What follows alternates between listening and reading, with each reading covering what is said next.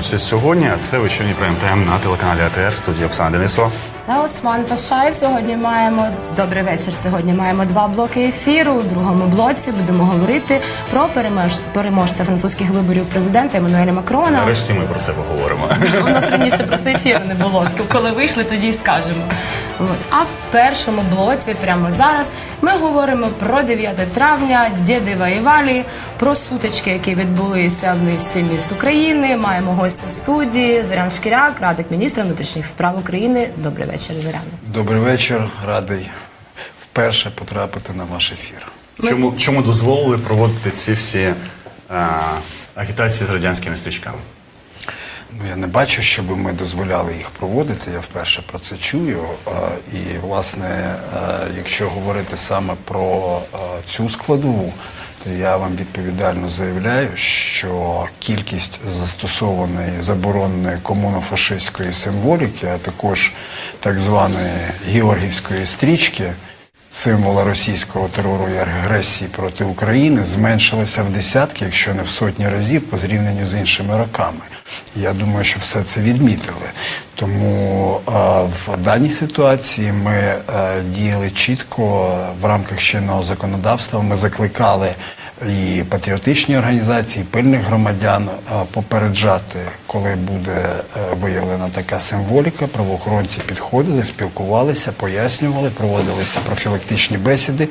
І ще раз кажу, що відповідально заявляю, що кількість цієї символіки кардинально зменшилася. Більш того, саме 9 травня 2017 року використання комунофашистських символів і георгіївських лент не носило масового і системного характеру, а мало здебільшого індивідуальне використання. Я хочу нагадати, що низка акцій відбулися в деяких містах України. В основному це були представники проросійських організацій, завуальовані комуністи, які несли до пам'ятника невідомим солдатам квіти, і також комуністичну символіку, яку, в принципі, вона не виглядає як комуністична, яка заборонена за законом, але червоних прапорів там було достатньо. І у мене просто, Зоряне, от ви зараз сказали, що підходили поліцейські, спілкувалися. У мене було кілька друзів, в мене було на акції в Києві. Вони виявляли комуністичну символіку, зверталися до поліцейських, типу, підійдіть, розкажіть, чому так відбувається, чому вони не знімають ці червоні прапори. Поліцейські говорили, так, ми зараз вживемо заходів, але заходів не вживали. Це я знаю особисто, мені розповідали мої друзі, які там були. Крім того, саме невтручання або нереагування поліції призвело до того, що в Дніпрі, в місті Дніпро, відбулася масова сутичка, тому що учасники АТО, які були на акції, вже відчаялись, так, просити допомоги у поліції і самі здійснили спробу забрати у представників опозиційного блоку прапори. Що, власне, це вилилося, ми можемо побачити на відео, яке змонтували наші режисери. Будь ласка.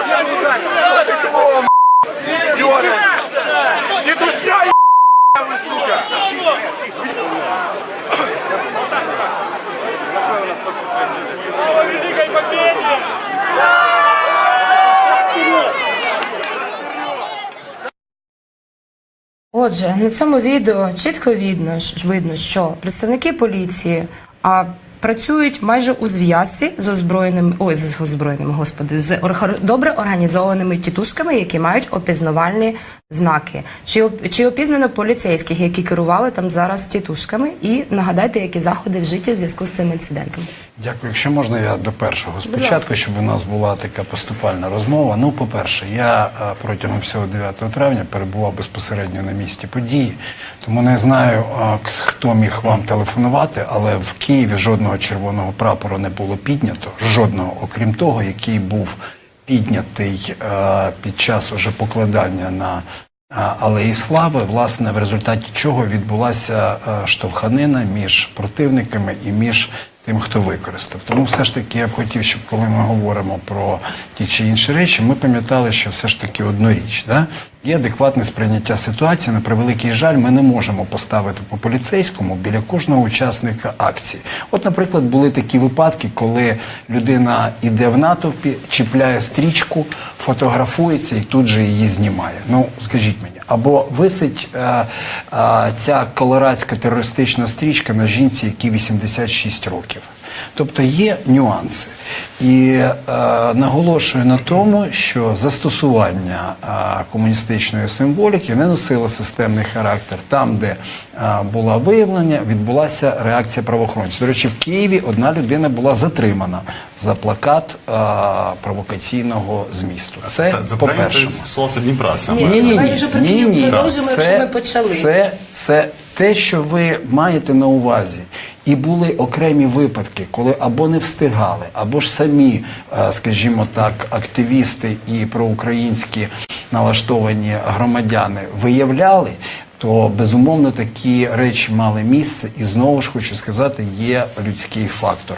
Ну, не можна встигнути все і відразу. Але головним критерієм є те, що здебільшого нам вдалося в сотні разів скоростити використання цієї символіки. І останнє, вже, щоб риску підвести, згадуючи Одесу, я сподіваюся, ми про неї поговоримо окремо сьогодні, якщо буде на той час. От, наприклад, саме в місті Одеса, в місті, яке завжди було проблемним з огляду на ці речі, порушено 3 кримінальних провадження саме за використання комунофашистських символів. Я не чула, що було затримано когось з комуністичної символіки. Я чула, що у Києві було затримано учасника АТО і видворено з участку. Затримано було. Послухайте, я дуже люблю, коли, по-перше, я не люблю коментувати чутки, по-друге, ви можете подивитись в стрічці новин, коли ми відразу подали повідомлення про затримання учасника з плакатом провокаційного змісту. Більше ніяких червоних прапорів не було піднято. Навіть той прапор, який був піднятий біля Алеї Слави, там якийсь він виявився якоїсь там дивізії і таке інше. Суть зараз не в тому, оскільки, безумовно, ми зараз говоримо про Дніпро. І, напевно, це найголовніше. До Дніпра повернемося. Ще одне запитання. Був видворений з ділянки, коли прийшов перевіряти, представник поліції, департаменту поліції в правах людини. Хто його звідки викинув? Знаєте, я, на жаль, не можу вам сказати, оскільки це не зовсім мої функції. Я не перебував в той час в відділку Печерському. Я можу сказати, що наразі є службове розслідування, і всі обставини стосовно тих чи інших інцидентів будуть розслідувані і з'ясовані в процесуальному режимі. Тепер по Дніпру. Ви знаєте, Оксана і Осман, мабуть, це той найбільший біль і та ложка дьогтю, яка дісталася нам в тій, скажімо, загальній, позитивній, на моє глибоке переконання, історії, яка відбулася 9 травня. Бо сепаратистський шабаш під назвою «Безсмертний полк», там діди воювали, діди налівали, не знаю як, який сценарій якого був написаний в Кремлі, провалився. Але Дніпро, на жаль, це був той ніж в спину, якого, мабуть, особисто я не очікував. Я нагадаю, Арсен Аваков, міністр внутрішніх справ, за підсумками цього інциденту звільнив сьогодні обласного очільника поліції Репешка, і Бєдила Андрія, голову поліції міста Дніпро. Однак, він то їх позвільняв, але ж він їх і призначав, вони переатестацію проходили? Дозвольте, я з вашого дозволу все ж таки буду відповідати на запитання, щоб було послідовно вибудована позиція. Я задала. Тому те, що вчора відбулося, особисто для мене стало шоком. Я вам скажу відверто, я сьогодні практично ніч не спав, бо я, як людина з певною громадянською позицією, жорсткою і абсолютно зрозумілою, все це переживав. І те, що я побачив вчора в Дніпрі, безумовно, знаєте, мурашки по шкірі. Тим не менш, я тут абсолютно солідарний з позицією всіх тих людей, які викликали своє обурення діями місцевої поліції. І тому реакція міністра внутрішніх справ, а також очільника Національної поліції Арсена Авакова і Сергія Князєва була миттєва. Звільнено все керівництво Дніпропетровського головного управління Національної поліції. Я думаю і переконаний, що це далеко не останнє звільнення, оскільки сьогодні Сергій Князєв перебував безпосередньо в Дніпрі і представив нового тимчасово виконуючого обов'язки головного управління Національної поліції. І я думаю, що це той урок, про що, власне, і сказав Арсен Аваков у сьогоднішній своїй заяві, який став для нас холодним душем. Що це було? Прояви сепаратизму, вскриті консерви чи гроші Вілкула? Ви знаєте, я думаю, що остаточну крапку повинно поставити слідство, в тому числі і про особисту відповідальність Вілкула, бо ця сепаратистська нечисть, яка до цього часу ходить з депутатськими значками, користуючись своєю недоторканністю, по суті, здійснює внутрішню диверсію проти держави Україна, давним-давно повинна сидіти точно не у Верховній Раді. І я насправді цю позицію заявляю протягом останніх 3 років. На жаль, так сталося, що Міністерство внутрішніх справ не має права порушувати справи проти народних депутатів України. Це безпосередньо функції Служби безпеки і Генеральної прокуратури. І я думаю, що цей випадок і оця махрова, зажиріла, обнагліла тітушня будуть покарані. Те, що стосується дій Національної поліції, наразі там працює комісія, в яку входить і начальник департаменту внутрішньої безпеки, і низка високопосадовців і слідчих Національної поліції. І я думаю, буде дана чітка правова оцінка. Я ще раз кажу, я думаю, що це далеко не останнє звільнення. Я думаю, що там перелопатити потрібно щонайменше всю середню ланку. Щонайменше. І, безумовно, я думаю, що відповідальності не повинні уникнути і ті виродки, ті мордовороти, які підіймали руку на українських воїнів-патріотів. Тому це справді для нас, якщо хочете, особистий виклик. І я переконаний, що оцінку буде дано. Зрозуміло, Зоряне, але все ж таки, ці 2 призначених поліцейських проходили переатестацію в рамках реформи. Бідило працював на нижчих посадах за Януковича. Репешко був протеже Юрія Луценка, генпрокурора. Він, будучи міністром МВС, призначав його в МВС Харківської області. Ви не знали, що це за люди? Оксано, справа в тому, що я не брав участі в атестаційних комісіях в жодній. Я не можу, і міністр насправді також, відслідкувати всі проходження переатестації, які відбувалися по Україні. Але я розумію і ваше запитання, і, власне, його логіку. Тому ще раз хочу наголосити, що уроки будуть, хто там чий протеже, на жаль. Оксана поставила запитання про всі переатестації. Рівень йде про найвищу ланку, а найвища ланка – це навіть кілька десятків людей. Наступний ніж в спину звідки у вас буде? Дивіться, якщо Дніпро такий... Я ще раз хочу, відповідаю і розумію. І повірте, в даній ситуації мені складно відповідати, бо я справді не брав участь в атестаційних комісіях. Якщо пройшов переатестацію, не я приймав це рішення, оскільки ви знаєте, що в атестаційних комісіях були і представники громадськості, і представники Міністерства внутрішніх справ.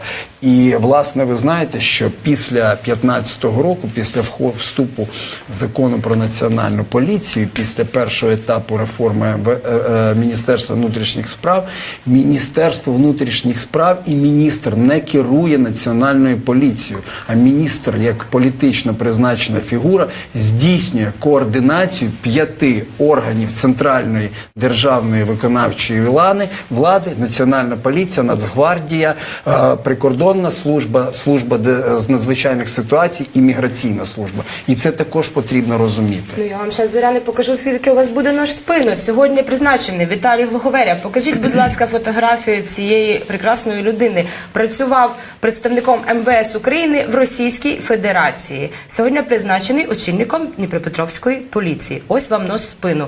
Ви я не бачу правда? тут, ви знаєте, я не знаю, скажімо так, всю цю підноготну, не бачив ці фотографії. Я знаю тільки те, що Віталій Глуховеря був призначений очільником Національної поліції в Дніпропетровській області після Революції Гідності. І я думаю, всі дуже добре пам'ятають, як себе почували всі ті покидьки перший рік після його призначення. І саме тоді Дніпровська поліція показувала достатньо серйозний результат. Більш того, саме за його сприяння формувалися добровольчі батальйони, і Дніпро-1, і Кривбас, і інші батальйони Дніпропетровської області, які потім були форпостом оборони України від російської агресії. Те, що колись він працював в правоохоронних органах, ну так це ні для кого не секрет. Але не всі ті, хто працював із 300 тисяч тодішнього складу Міністерства внутрішніх справ і міліції, як вона тоді називалася, були зрадниками, негідниками, хабарниками, корупціонерами і таке інше. Більш того, я вам скажу відверто, особисто я під час переатестації, ну, от із тих людей, кого я знаю, щонайменше кілька десятків, на моє глибоке переконання, повинні були продовжувати роботу в правоохоронних органах і навчати молоде покоління. На жаль, вони не пройшли переатестацію з цих чи інших причин. І ми це приймаємо. Такий закон, всі були такі корупціонерами, правила. але не всі сиділи у Москві. Він як представник МВС України сидів у Москві. Оксано, ви мені задаєте питання, я його туди не направляв, і я тоді в Міністерстві внутрішніх справ точно не працював. І взагалі, якби мені 4 роки тому сказали, що я буду працювати в Міністерстві внутрішніх справ, я би покрутив пальцем біля голови і сказав, ви ідіоти. Тому що я завжди з ними мав була з цього призначення? Якого? Глуховеря. Я не приймаю кадрових рішень, я не беру участі в обговорюванні кадрових рішень. Я в міністерстві і як радник міністра займаюся зовсім іншими функціями. І вони точно не стосуються кадрових призначень. Не радите, ні? В кадрових призначеннях я участі не беру. Ну, отже, відповідальність на міністрові внутрішніх справ Арсенію Авакові особисто. З цим завершили. За призначення Глуховеря. Глуховеря призначений тимчасово виконуючим обов'язки очільника Дніпропетровської національної поліції. І це необхідність, оскільки некерованою залишати цю область на сьогоднішній день не можна. Я вже сказав, що і мій бойовий побратим, з яким я познайомився якраз під час активних бойових дій на фронті в районі Маріуполя, Володимир Боганіс, сьогодні призначений заступником глави обласного управління з громадської безпеки. Я також вітаю це призначення і думаю, що трошки буде непереливки сепаратистам і іншій проросійській наволочі.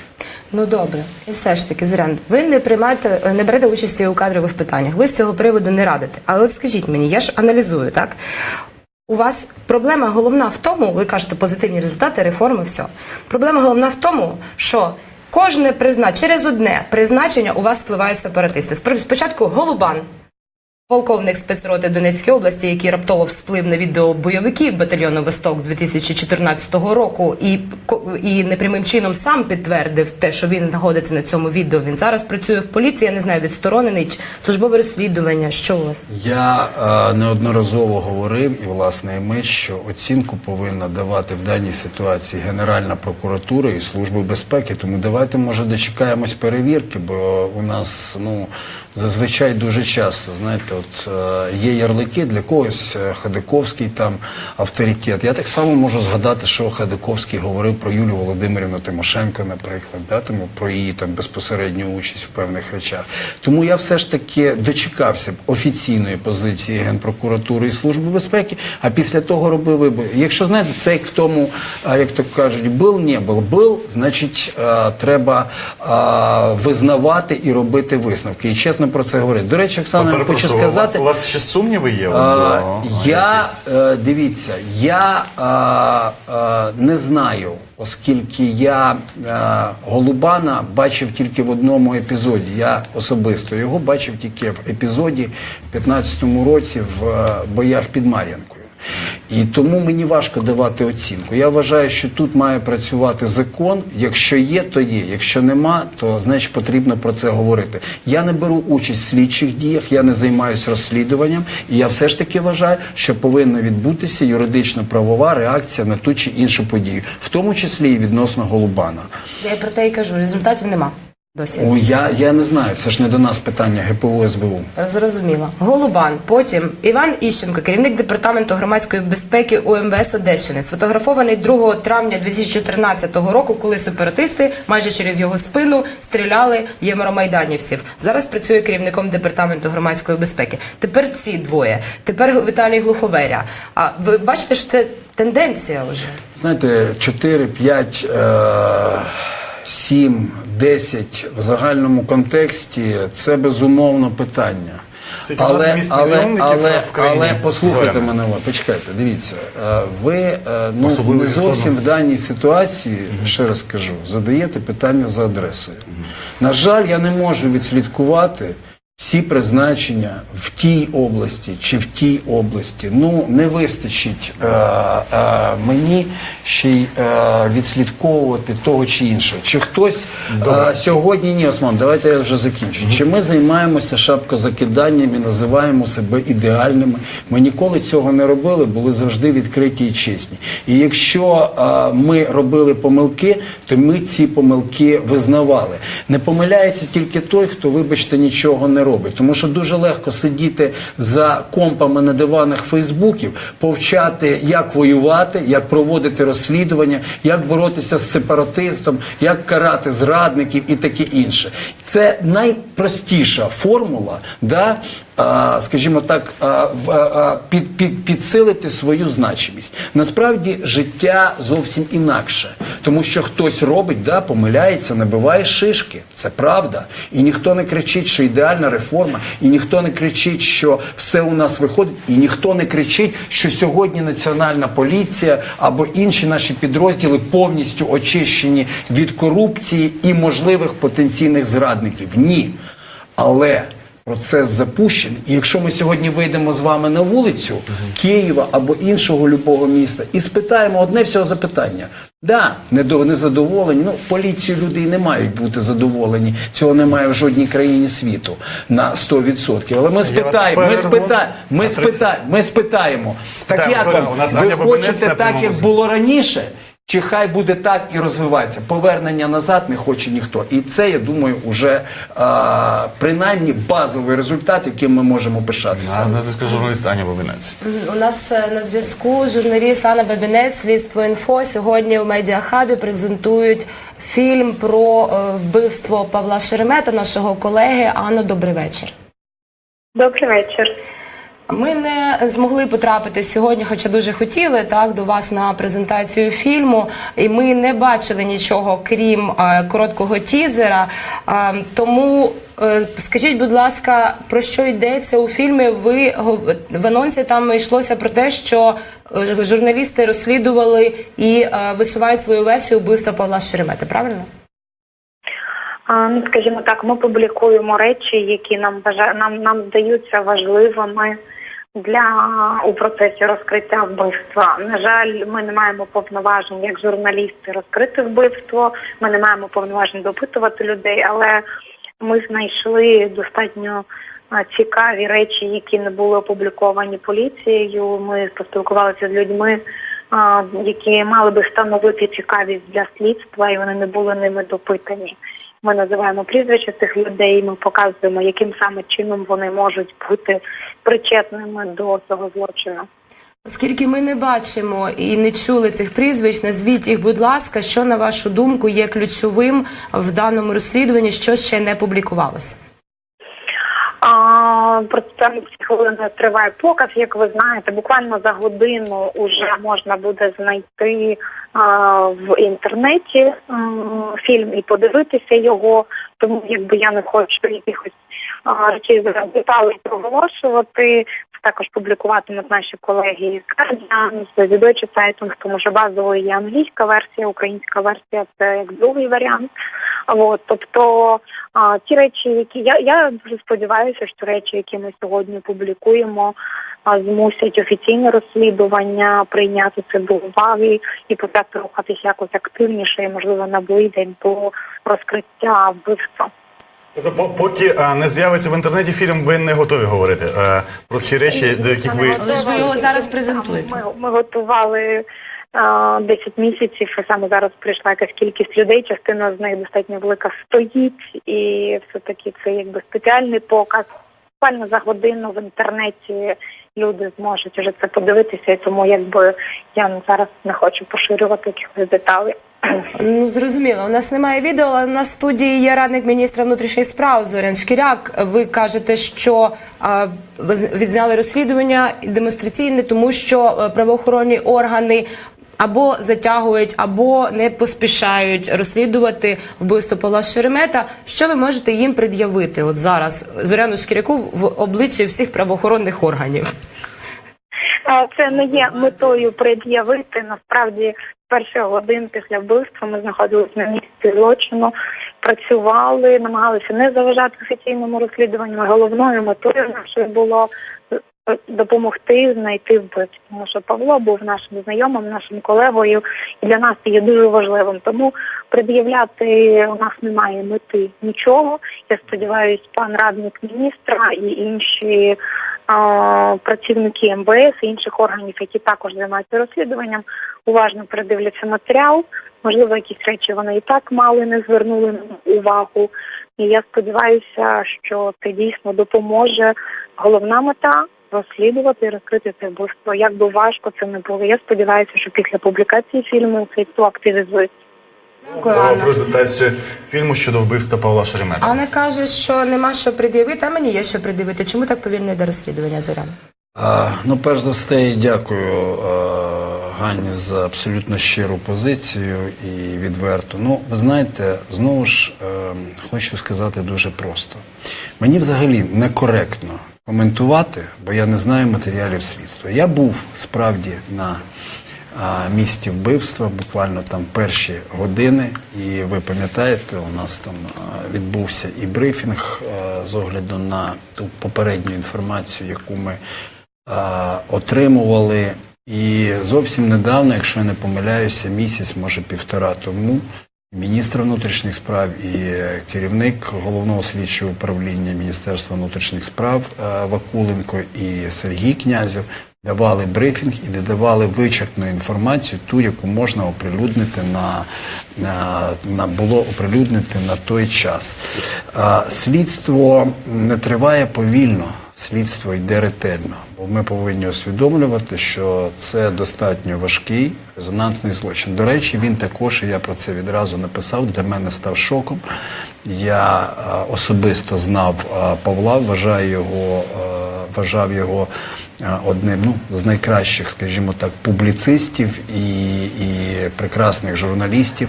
І, звичайно, я так само, як і кожен нормальний, адекватний громадянин, я вже мовчу про журналістську спільноту, зацікавлений в тому, щоб це слідство було розкрите. Але я з огляду на свою, скажімо так,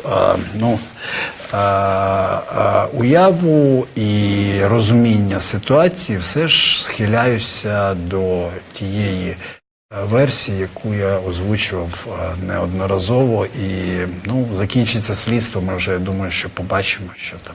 Ні, ви можете повторити, не всі ж пам'ятають. Так, безумовно, російські спецслужби.